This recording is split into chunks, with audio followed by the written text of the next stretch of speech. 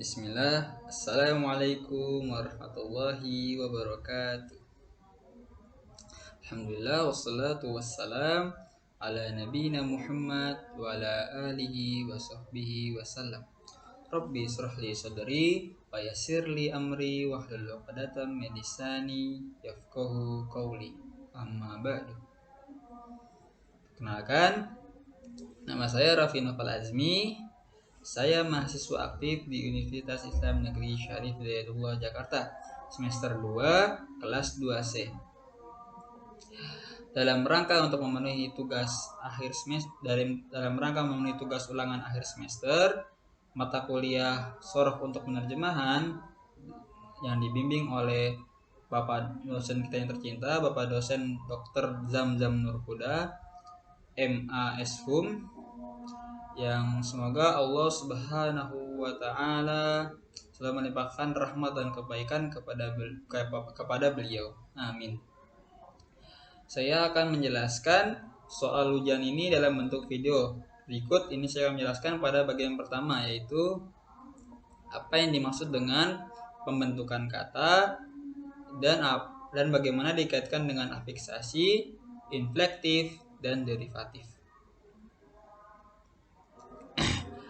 Saya jawab, pembentukan kata ialah proses penggabungan dua kata atau lebih. Terus pembentukan kata ini ada banyak. Contohnya yaitu salah satunya adalah afiksasi. Dalam afiksasi perubahan kata ada dua, yaitu inflektif dan derivatif. Afiksasi inflektif yaitu pembentukan atau perubahan kata yang tidak mempengaruhi kelas katanya. Disebut juga dengan tasrif lugawi. Contohnya seperti dakhala menjadi adkhulu, seperti itu. Berikutnya ada afiksasi derivatif. Afiksasi ini ialah perubahan atau penggabungan kata, pembentukan atau perubahan kata yang mengubah bentuk katanya atau suku katanya. Disebut juga dengan tasrif istilahi. Contohnya seperti dakhala menjadi dakhaluna, seperti itu. Yang kedua, ada apa yang dimaksud dengan kata dasar dan kata turunan. Maka saya akan jawab, kata dasar ialah kata asli. Sedangkan kata turunan ialah hasil dari perubahan kata dasar, seperti itu.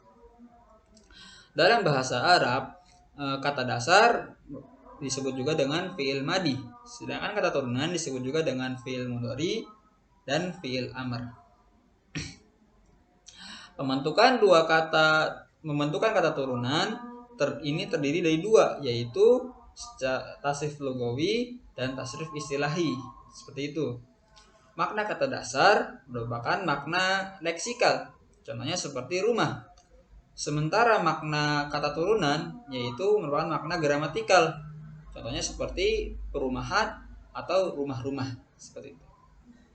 Yang ketiga, apa yang dimaksud dengan i'lal, idgham, dan ibdal. I'lal i'lal yaitu mengganti huruf ilat dengan huruf ilat. Contohnya seperti sauma menjadi soma, seperti itu. Sementara idgham yaitu perubahan dengan menggabungkan huruf yang sama. Contohnya seperti maroro menjadi marro, seperti itu. Berikutnya ada ibdal. Apa itu ibdal?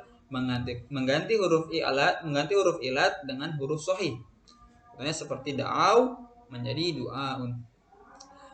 Ketika proses perubahan tersebut disebut atau dinamai juga menjadi nama morfonemik, seperti itu.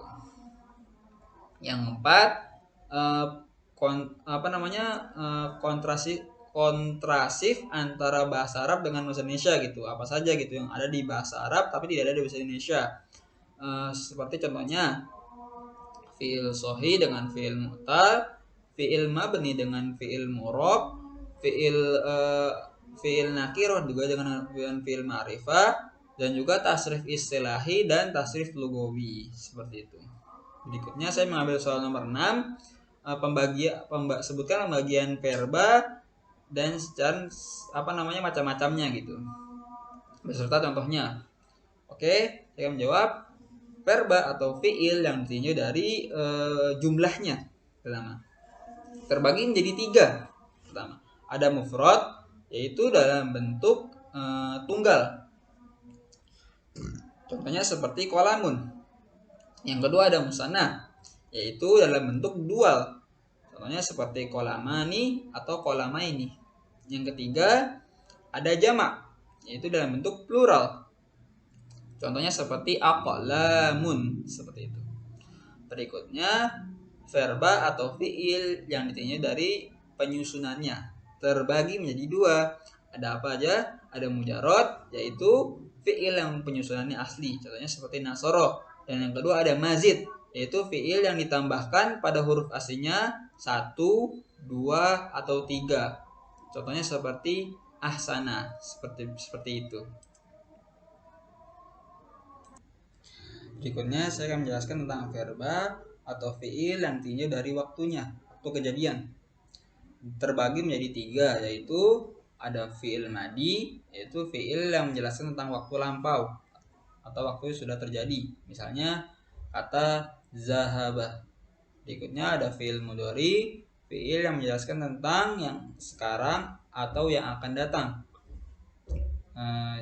Itu contohnya seperti yadhabu. Yang ketiga ada fiil amr, yaitu kata kerja perintah. Contohnya seperti kata fiil izhab, seperti itu. Berikutnya saya akan menyebutkan juga verba atau fiil yang terdiri dari objeknya. Terbagi menjadi 2. Fiil lazim yaitu ada fiil lazim, yaitu fiil yang tidak membutuhkan objek. Contohnya seperti koma. Yang kedua ada fiil mutaaddi. Apa itu fiil mutaaddi? Fiil mutaaddi adalah fiil yang membutuhkan objek. Contohnya seperti fahima, seperti itu. Berikutnya verba atau fiil ditinjau dari subjeknya. Terbagi menjadi berapa? Terbagi menjadi 2, yaitu fiil ma'lum, fiil yang telah diketahui pelakunya. Contohnya seperti qoro'a. Dan yang kedua ada fiil majhul, fiil yang tidak diketahui pelakunya. Contohnya seperti fu'ila, seperti itu. Berikutnya ada verba atau fiil yang tinjau dari tasrifnya. Terbagi menjadi 2, yaitu fiil jamid, fiil yang tidak bisa diubah ke fiil lainnya. Dan contohnya misalnya seperti laisa.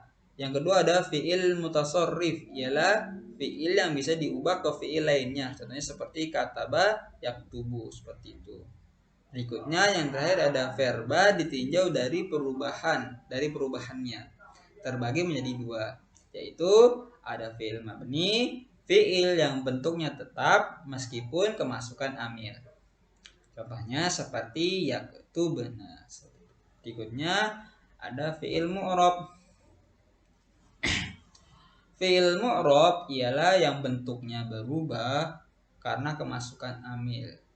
Contohnya seperti huwa yaktubu ketika marfu, huwa lan yaktuba ketika mansub, huwa lam yaktub ketika majzum, seperti itu. Karena perubahannya terjadi pada akhirnya, itu ada domah, kasroh, dan juga sukun, seperti itu. Berikutnya saya akan menjelaskan opini singkat saya pada bagian kedua ini seputar binaul kalimat atau pembentukan kalimat. Binaul kalimah atau pembentukan kalimat yang sebagaimana saya telah jelaskan pada poin pertama ialah beberapa kata baru yang terbentuk melalui proses penggabungan 2 kata atau lebih, seperti itu. Menurut buku Cakrawala Linguistik dijelaskan perpaduan ini tidak kurangnya terdiri dari affixation atau afiksasi. Yang kedua ada compound atau pemajemukan. Yang ketiga ada akronim. Yang keempat ada back formations atau pembentukan susut. Dan yang kelima ada abbreviations atau abreviasi, dan yang terakhir yang keenam ada blends atau paduan. Berikut saya akan menjelaskan pengertian-pengertiannya. Pertama, ada affixations atau afiksasi. Apa itu affixation atau afiksasi? Afiks didefinisikan sebagai morfem yang terikat dan selalu menempel pada kata dasar.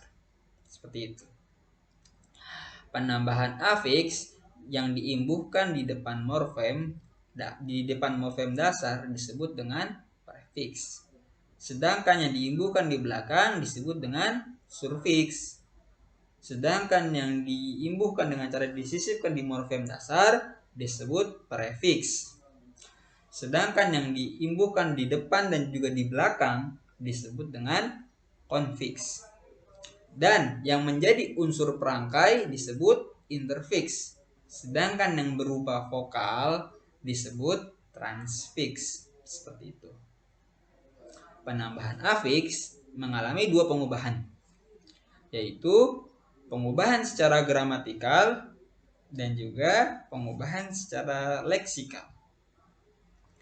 Yang kedua, ada compound atau pemajemukan.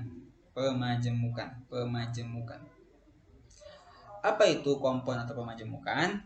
Menurut Fromkin and Rootsman, compound ialah kata yang dibuat dengan menggabungkan beberapa kata secara bersamaan atau langsung. Contohnya seperti hadoro, hadir, ditambah dengan maut, kematian, digabungkan menjadi hadoro maut, yaitu nama kota di Yaman. Seperti itu. Contoh dari compound. Berikutnya yang ketiga ada akronim. Apa itu akronim? Menurut Matthews, akronim didefinisikan sebagai kata yang dibentuk dari huruf awal atau dua huruf dari kata yang berturut-turut.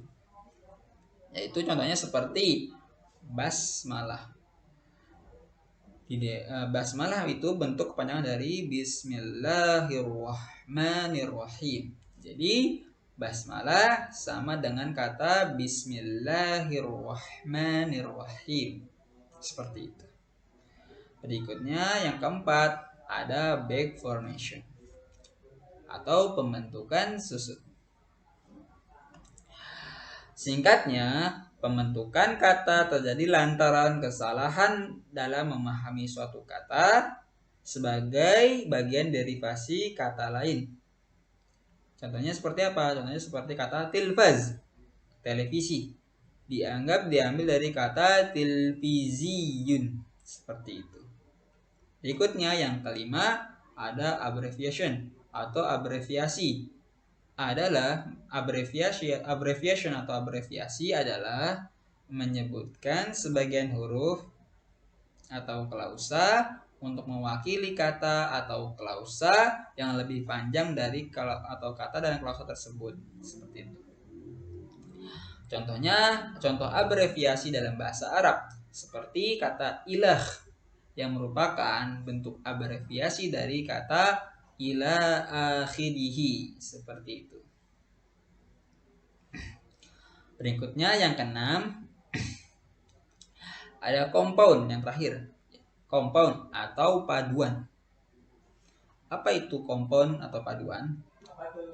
Krida Laksana menyebutkan ada dua definisi yang menjelaskan tentang paduan, yaitu pertama, hasil penggabungan beberapa morfem menjadi kata padat, dan yang kedua, ada kata yang diciptakan dari kata yang sudah ada. Seperti itu.